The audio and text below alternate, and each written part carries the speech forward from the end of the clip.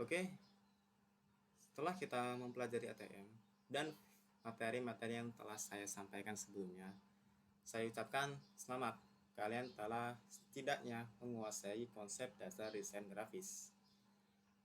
Yang mana konsep dasar desain grafis ini jangan hanya kalian sebatas diam saja, tapi harus kalian kembangkan lebih lanjut.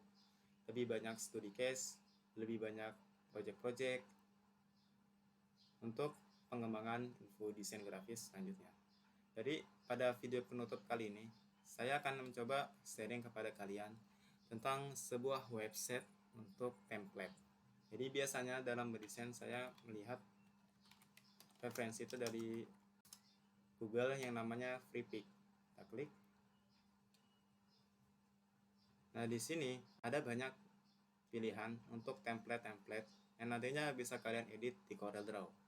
Di sini bisa kalian, misalkan saya mau nyari wedding ya, undangan pernikahan. Wedding invitation. Kita klik. Nah, di FreePik ini ada dua jenis kategori, yaitu kategori gratis dan kategori berbayar. Untuk kategori gratis, ketika kita mendownload, itu kita diwajibkan mencantumkan yang namanya kredit, atau misalkan ini di-download dari FreePik. Nah, itu salah satu dari yang gratis. Tapi kalau yang berbayar itu bebas distribusi tanpa harus mencantumkan kreditnya. Nah, kalau kalian mau download di FreePik ini, itu ada limitnya. Untuk kalian yang tidak login atau sebagai anonymous, kalian hanya diberikan kesempatan download itu kurang lebih 3 kali, 3 file dalam satu hari. Tapi kalau kalian download di FreePik itu masuk ke akun kalian, tapi dengan status kalian itu free user, itu hanya dikasih limitan dalam satu hari 10 kali download. Kalau yang premium itu 100 kali. Nah, jadi saya di sini itu sebagai free user. Nah, misalkan saya ingin mendownload sebuah wedding invitation. Pertama, kita filter dulu. Setelah kalian searching, kalian pilih sini image, klik free, karena saya sebagai free user. Kita searching. Oke. Nah, jadi setelah kita filter jadi free, ini otomatis semuanya free semua. Namun di FreePik ini dia format filenya itu ada 3 jenis, yaitu PSD atau Photoshop, AI, Adobe Illustrator, dan EPS atau apa EPS itu lupa saya. File EPS. File EPS itu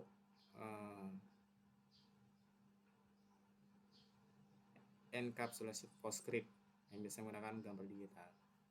Nah, jadi kalau PSD dan AI kan itu, kalau PSD taruh di CorelDRAW kan bisa sebenarnya, cuman rada harus ngatur-ngatur lagi. Kalau AI juga bisa, dan EPS itu juga bisa. Nah, kalau kalian mau download di FreePik, itu kalian pilih cari yang namanya ini, vektor namanya. Yang vektor kalian centang. Ini nanti filenya itu bukan PSD, tapi EPS, file EPS atau Adobe Illustrator AI. Sekarang sini saya klik, saya download, saya pilih free download. Kita tunggu.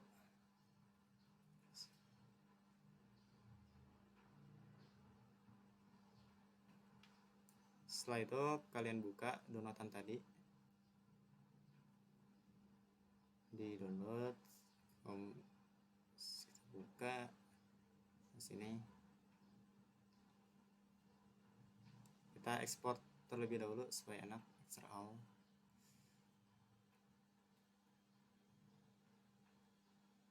Kita buka. Nah, Jadi di bagian filter yang vektor tadi itu kita dikasih ada 3 file, ada AI Adobe Illustrator, APS yang encapsulation PostScript, dan JPEG yaitu gambarnya. Kalian buka Corel Draw kembali, kita tambahkan, misalkan sini saya bikin size-nya 4, itu oke. Nah, untuk masukkan template-nya, kalian bisa pilih APS, AI dulu, AI kan, AI masuk, seret. Nah, sini importnya sebagai PDF ya katanya. Pilih teks, tuh oke. Nah, jadi ini template-nya. Setelah kita ungroup untuk dipisah. Nah, itu kita bisa ganti fontnya, misalkan apa di sini, Adam dan Hawa misalkan. Jadi seperti itu untuk yang AI. Nah, kalau kalian lihat tadi pada proses import AI-nya, itu ada pilihan text dan curves. Teks ini kalau kita importnya file AI-nya jadi teks, kita bisa ngedit teksnya tadi. Ini kan tadi yang ini saya ngeditnya kan importnya kan teks kayak yang tadi teks. Nah, kalau curves itu nggak bisa kita ngeditnya. Itu kalau mau ngedit ya bikin tulisannya dari awal. Saya ungroup dulu. Misalkan ini saya klik. Nah, ini nggak bisa nih diganti. Kalau saya klik 2 kali malah jadi curves. Nah, itu salah satu yang harus kalian perhatikan. Ketika kalian ingin import suatu file AI, itu pastikan kalian pilihnya teks, jangan curves. Kalau di dalam template-nya itu ada tulisan. Misalkan ini ada tulisan. Nah, tadi saya import. Di sini ada tampilan missing font. Nah, dari template yang tadi yang ini, itu di dalamnya ada 2 font yang tidak saya miliki. Di sini tertulis missing font, yang berarti saya tidak memiliki fontnya, yaitu font Cinzel Black dan font Cinzel regular normal. Nah, sebagai penggantinya di sini disubstitusikan sebagai font yang lain. Bisa diganti.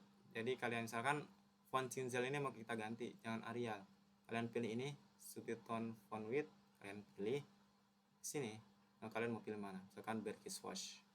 Yang ini yang bawahnya misalkan kita ganti. Kalau nggak ada Cinzel berarti ganti Arial, tapi jangan Arial, kita maunya ganti yang lain. Berarti klik, pilih yang misalkan Billion Dreams. Nah, kalian oke.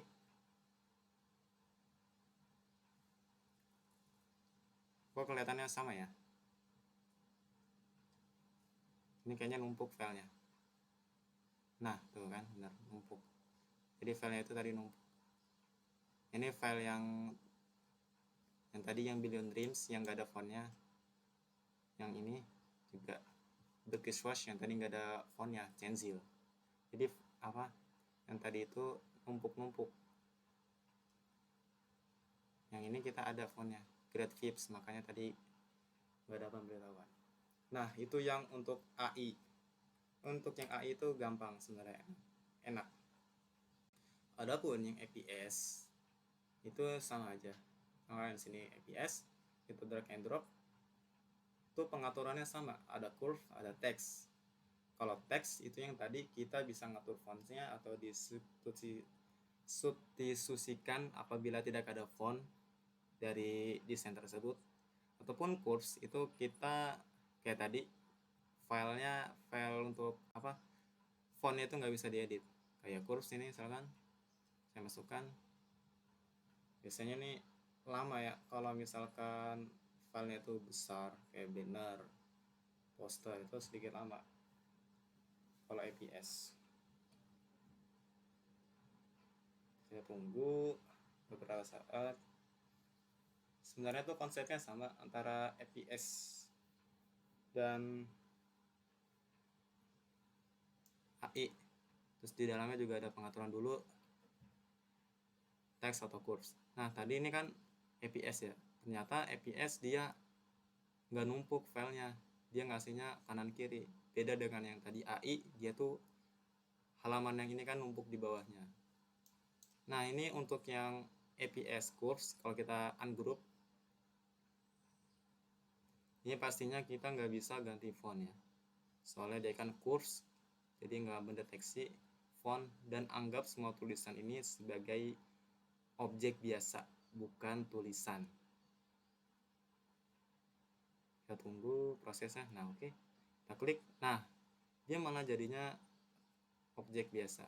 Seharusnya kalau saya klik di sini ada tulisan buat ngatur font. Nah itu untuk APS curves. Misalkan sini APS import, terus kita pilih teks, itu seharusnya kita bisa ganti fontnya. Nah seperti ini. Sini ada banyak loh katanya. Ada Grid Vips, Cinzel, Montserrat, Grid Vips, GZT, AVWV plus Grid Vips itu nggak ada katanya di sini. Kita mau ganti sebagai font apa? Bisa ganti, misalkan diklik sini. Saya mau ganti yang ini, jangan ganti Arial, kita ganti yang lain. Berarti klik ini, klik, cari kita mau ganti font yang mana. Grid Vips ganti, klik, ini Arial ganti, misalkan apa di sini, ataupun kalau mau searching juga bisa sih ya. Nah bisa Grid Vips ada saya, Grid Vips, Cinzel Black nggak ada, berarti oke aja. Oke, nunggunya lama sama kayak tadi. Nah di sini ada processing nih di bawah sini, ini nunggu selesai ya. Biasanya sih lama ini kalau file-file besar, ini kan file undangannya kan cukup besar ya, soalnya kan dia template, importnya lama. Nah ini hasilnya, kita geser.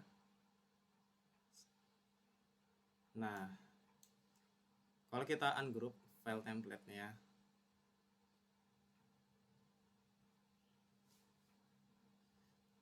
kita ungroup.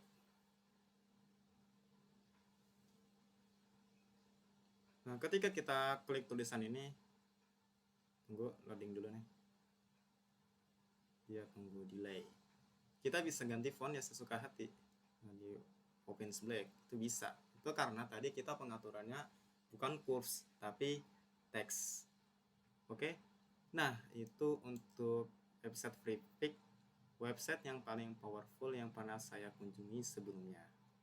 Tapi ada notes, kalau kalian sebagai free user itu disuruh nyantumin atributnya, biasanya. Misalkan Made by FreePic gitu. Cuman itu kan gak kelihatan profesional, jadi kita sebaiknya beli akun yang pro seperti itu. Nah untuk template itu yang kalian kudu perhatikan, template itu umumnya satu untuk semua. Jadi satu template ini itu bisa digunakan oleh semua saja, semua orang dari kalangan siapa saja. Jadi kalau kita gunakan template itu untuk urusan bisnis yang besar, terus kita gunakan template, itu kesannya kita sebagai desainer itu nggak profesional dalam menggunakan desain. Karena template ini kan satu untuk semua. Masa seorang desainer pakai template sih? Tapi ada keadaan-keadaan tertentu di mana kita harus menggunakan template. Kayak misalkan dikejar deadline, itu bisa aja. Tapi dengan syarat kondisi tertentu. Kalau template itu satu untuk semua, tapi kalau sebagai desain yang asli dari kertas kosong atau menggunakan konsep ATM, itu bisa aja.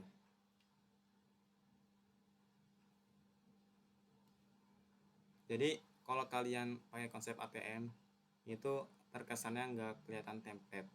Nah bedanya ATM sama template, kalau ATM itu kita tiru terus modifikasi. Cuman kalau template itu kalian gunain punya orang, terus kita ganti kontennya aja tanpa diganti warna, tanpa diganti tata letak dan sebagainya. Itu bedanya antara template dan ATM. Nah selain FreePic, ada website yang tidak kalah powerful sebelumnya sebagai desainer, yaitu website referensi warna, yaitu namanya colors.co. Saya di sini gunakan colors.co sebagai salah satu referensi warna saya untuk mendesain. Loading, tunggu sebentar, tergantung koneksi internet teman-teman. Silang, kalian bisa langsung sini start the generator. Itu dia akan mengenerate warnanya langsung. Sini ada formatnya, dia sebagai hex. Kita pilih dulu, kita mau warnanya warna di Corel itu sebagai CMYK atau RGB ataupun hex ataupun HSL. CMYK diklik sini CMYK berarti warnanya 621012 gitu. Kalau di copy nanti di Corel Draw-nya kita buka, terus kita klik sini, kita paste, Ctrl V. Ini di bulannya CMYK, CMYK. Berarti kita kalian sini pilih objek yang pengen warnai, misalkan kotak ini saya pengen warnain ini. Terus bagian ini kita double klik, terus pilih yang ini. Nah, bagian RGB kita ganti CMYK, CMC nya kita ganti 62, M nya 1, Y nya 0, K nya 12. Oke. Nanti dia warnanya akan kurang lebih sama dengan di sini CMYK. Tapi kalau misalkan warnanya di sini nggak sesuai dengan kemauan kalian, misalkan kalian mau warnanya itu warna kuning, warna biru, atau warna hijau, kalian bisa di bagian, kalian bisa kembali lagi di colors.co.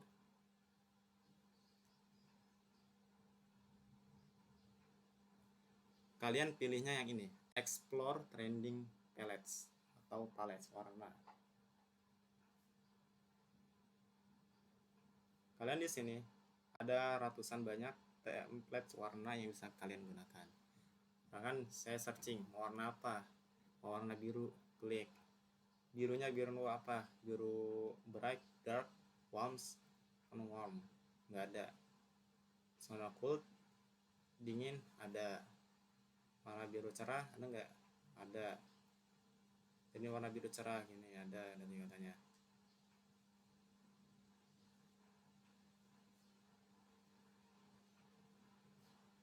Cara penggunaannya itu kalian bisa klik sini, open palette, open palette, tapi klik sini, quick view. Terus di setiap warlet warna ini itu ada kode-kodenya di sini. Ini gelap nggak kelihatan, misalkan saya